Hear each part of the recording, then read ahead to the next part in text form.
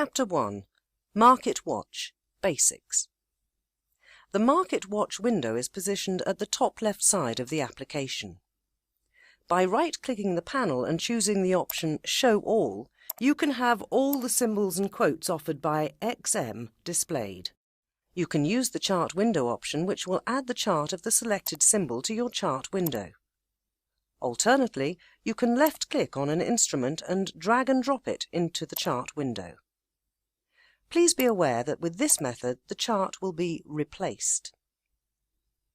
Every trading instrument is represented by two quotes, the bid and the ask price. In the top left corner of the frame panel, you can see the current server time displayed, GMT +2.